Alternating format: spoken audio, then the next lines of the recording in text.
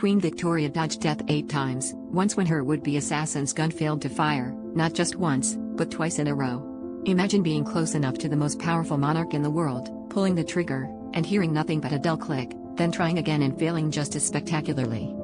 Her reign wasn't just filled with royal balls and grand palaces, it was shadowed by danger at nearly every turn. Assassins lurked in crowds, waiting for that one moment, yet fate, or sheer bad luck for the attackers, kept intervening. One attacker even tried to shoot her in broad daylight as she rode in her carriage, only to be seized by bystanders before he could reload.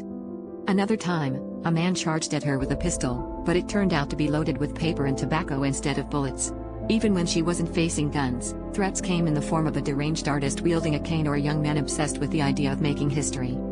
Despite all the close calls, Queen Victoria kept calm and carried on, turning her survival into a symbol of unshakable monarchy. The public marveled at her luck, or maybe just at the sheer strangeness of her would-be assassin's failures.